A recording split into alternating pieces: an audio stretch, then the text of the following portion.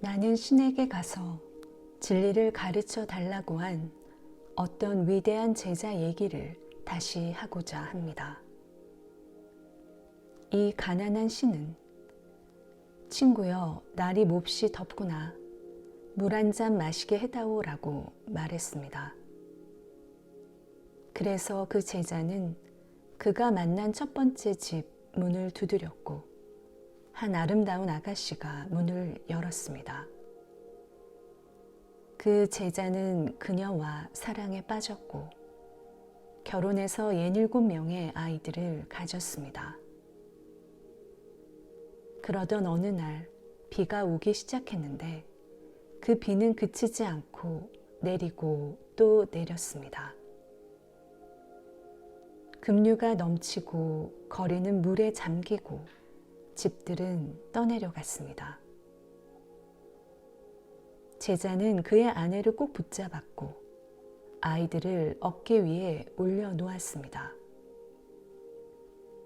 그는 떠내려가게 되자 하나님 저를 구해주소서라고 소리쳤습니다. 그러자 하나님은 내가 부탁한 물 한 잔은 어디 있는가? 라고 말했습니다. 이 이야기가 훌륭한 이야기인 이유는 우리들 대부분이 시간의 관점에서 모든 것을 생각하기 때문입니다. 인간은 시간에 의해 삽니다. 미래를 만들어내는 것은 인간이 즐겨하는 도피의 게임입니다. 우리는 자신 안의 변화가 시간 속에서 이룩된다 생각하며 자신 안에서의 질서가 조금씩 이루어지고 하루하루 증가된다 생각합니다. 그러나 시간은 질서나 평화를 가져오지 않으며 따라서 우리는 점진성의 관점에서 더 이상 생각하지 말아야 합니다. 우리는 순간순간 질서 있게 살아가지 않으면 안 됩니다. 하지만 진짜 위험이 있을 때 시간은 사라집니다. 그렇지 않은가요? 거기엔 즉각적인 행동만이 있습니다.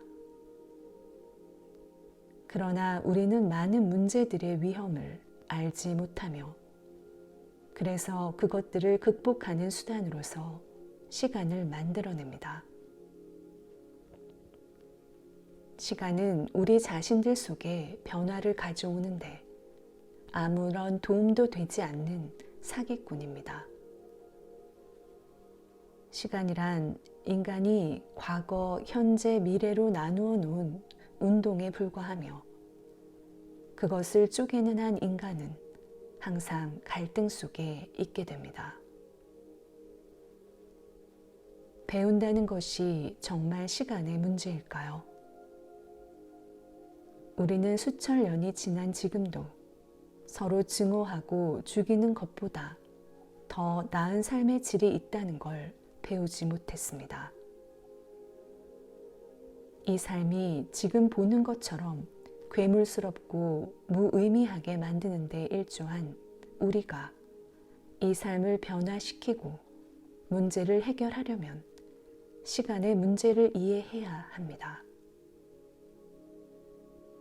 맨 처음 이해해야 할 건 우리가 이미 살펴본 마음의 신선함과 천진함을 가지고 보아야만 시간을 볼 수 있다는 점입니다.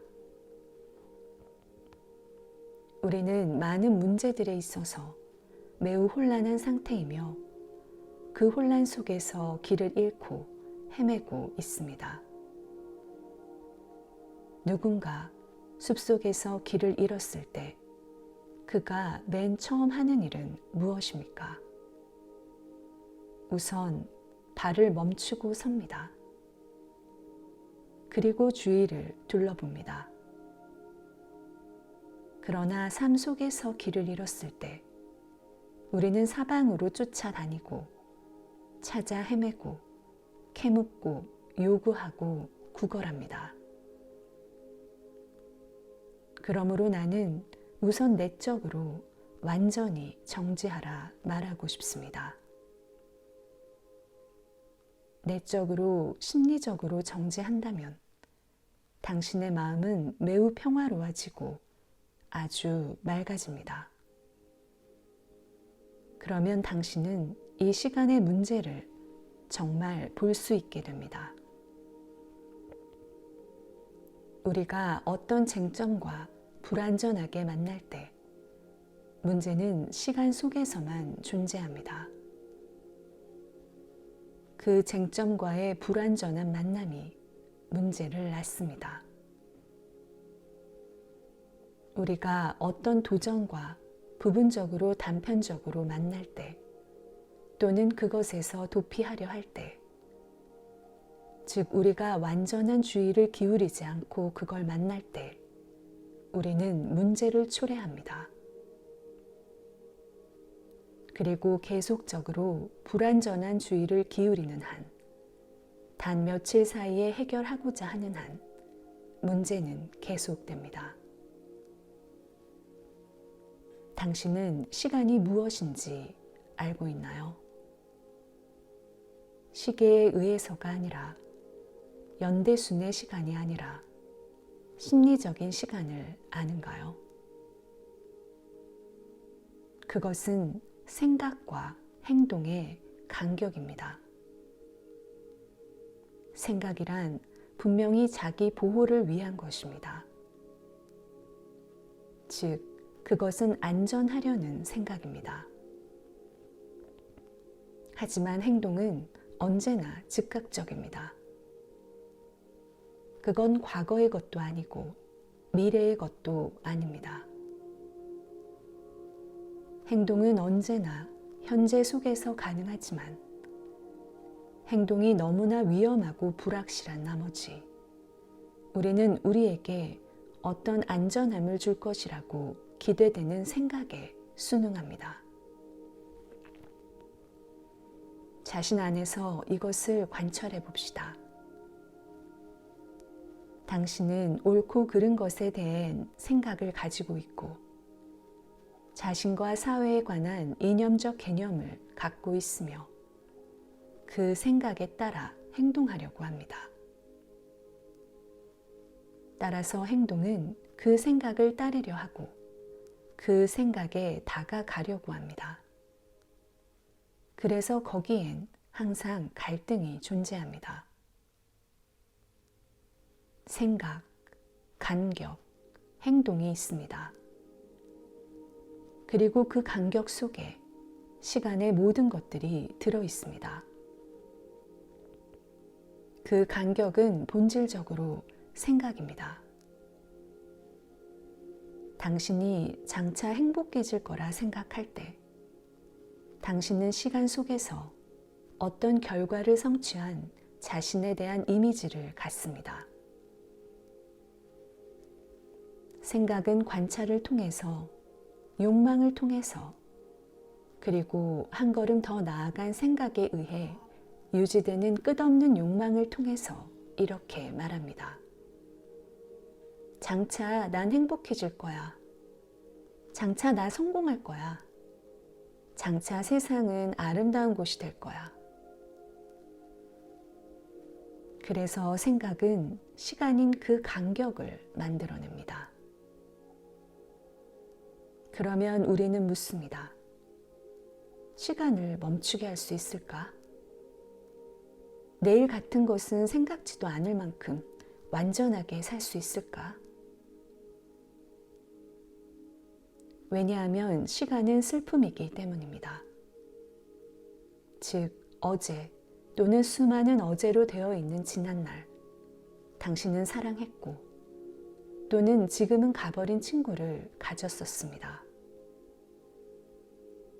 그리고 기억은 남아서 지금 당신은 그 쾌락과 고통에 관해 생각하고 있습니다.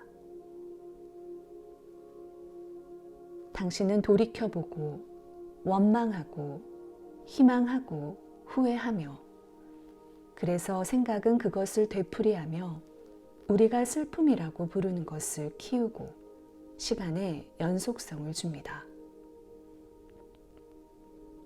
생각에 의해 키워진 이 시간의 간격이 있는 한 거기엔 슬픔이 있고 계속된 공포가 있을 것입니다. 그래서 어떤 사람은 이 간격이 끝날 수 있을까라고 자문합니다.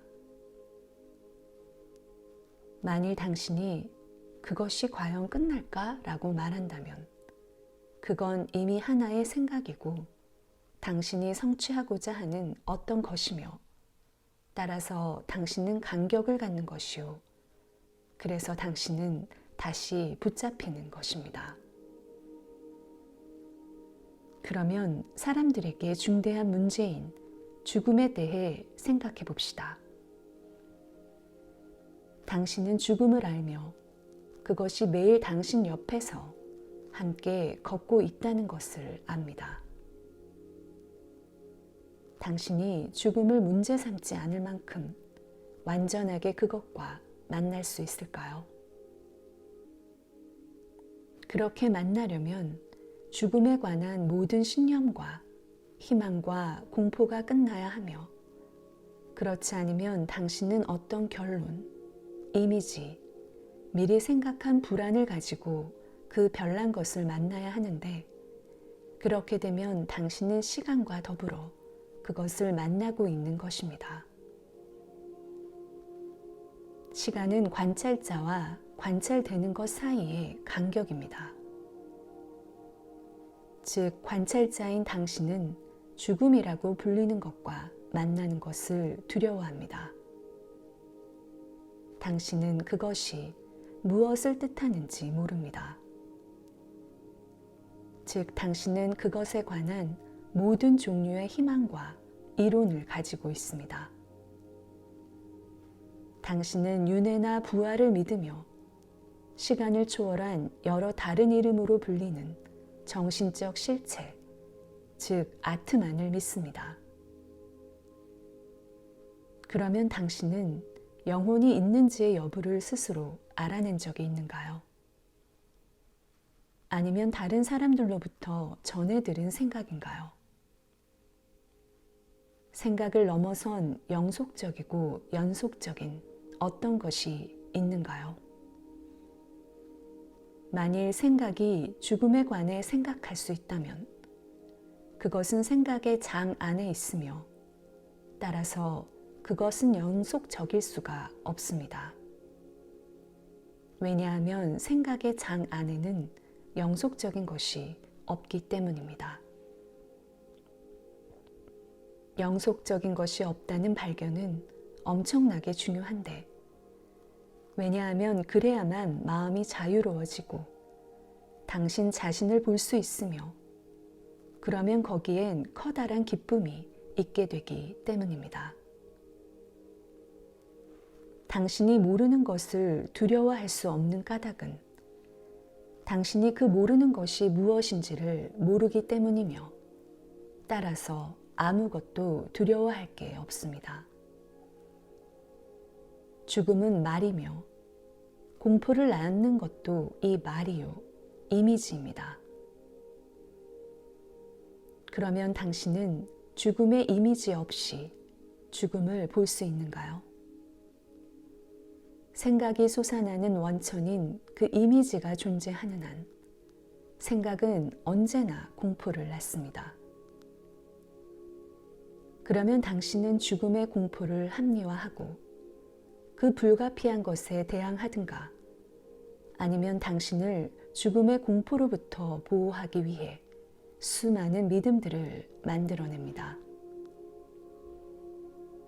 그러므로 당신과 당신이 두려워하는 것 사이에는 틈이 있습니다. 이 시공의 틈 속에 공포, 불안, 자기 연민인 갈등이 분명히 있을 것입니다. 죽음의 공포를 키우는 생각은 이렇게 말합니다. 그걸 미루자. 그걸 피하자. 될 수 있는 대로 생각하지 말자. 그러나 당신은 생각하고 있습니다. 당신이 난 그걸 생각하지 않을 거야 라고 말할 때 이미 당신은 그것을 어떻게 피할까를 생각한 것입니다. 당신이 죽음을 두려워한 까닭은 당신이 그것을 뒤로 미루었기 때문입니다. 우리는 죽음에서 분리된 삶을 살고 있으며 삶과 죽음 사이의 간격이 바로 공포입니다. 그 간격, 그 시간은 공포가 낳은 것입니다.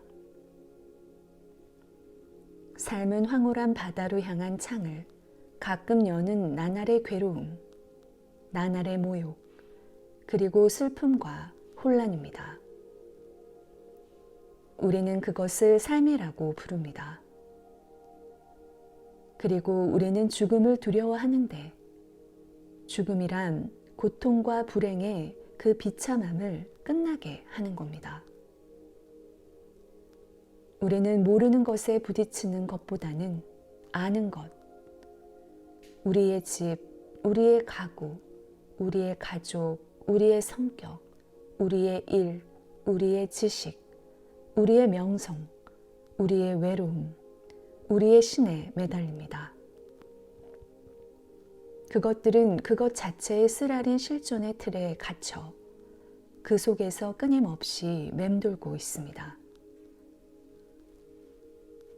우리는 삶은 항상 현재 속에 있고 죽음은 먼 시간 저쪽에서 우리를 기다리고 있다 생각합니다. 그러나 도대체 이 나날의 삶의 싸움이 삶인지 아닌지에 대해선 물어본 적이 없습니다. 우리는 윤회에 관한 진실을 알고 싶어 하고 영혼의 살아남음에 대한 증거를 원하며 천리안의 주장과 심령 연구 결과에 귀를 기울이지만 우리가 어떻게 살 것인가에 대해선 결코 묻지 않습니다.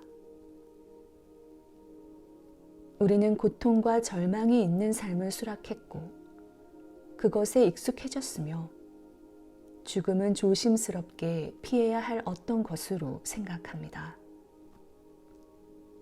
그러나 우리가 어떻게 살아야 하는지를 알 때 죽음은 삶과 매우 흡사합니다. 당신은 죽음 없이 살 수 없습니다. 이것은 지적 역설이 아닙니다. 하루하루 마치 그것이 새로운 아름다움인 양 완벽하게 살려면 어제의 모든 것은 죽어야 합니다. 그렇지 못하면 당신은 기계적으로 사는 것이고 기계적인 마음은 사랑이 무엇인지 또는 자유가 무엇인지 결코 알 수 없습니다. 우리는 산다는 것이 무엇을 뜻하는지 모르기 때문에 두려워합니다. 우리는 어떻게 살아야 하는지를 모르며 따라서 어떻게 죽어야 하는지도 모릅니다. 우리가 삶을 두려워하는 한 죽음을 두려워하게 될 것입니다. 삶을 두려워하지 않는 사람은 불완전한 것을 두려워하지 않습니다. 왜냐하면 그는 안전이 없다는 것을 내적으로, 심리적으로 이해하기 때문입니다. 안전이 없으면 끝없는 움직임이 있으며 그래서 삶과 죽음은 같은 것입니다.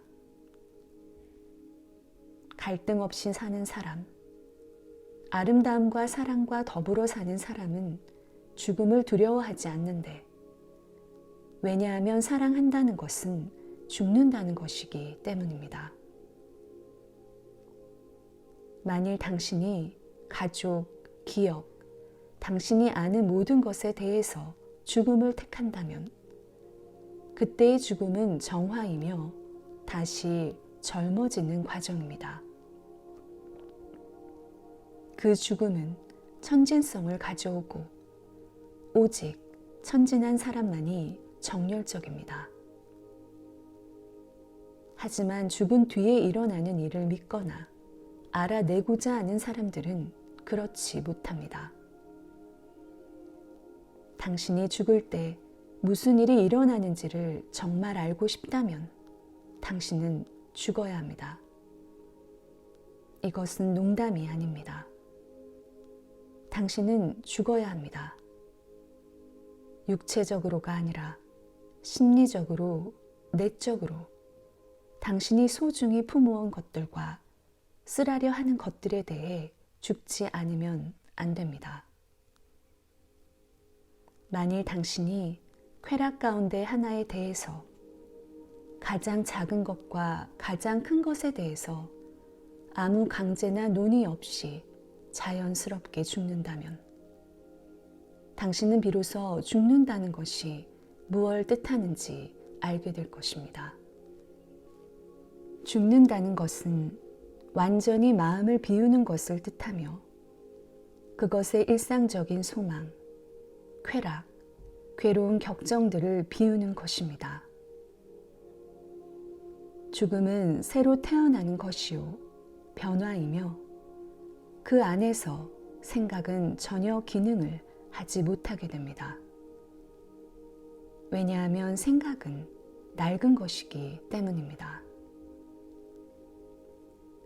죽음이 있을 때 거기엔 완전히 새로운 어떤 것이 있습니다. 아는 것으로부터의 자유는 곧 죽음이며 그러면 당신은 살고 있는 것입니다.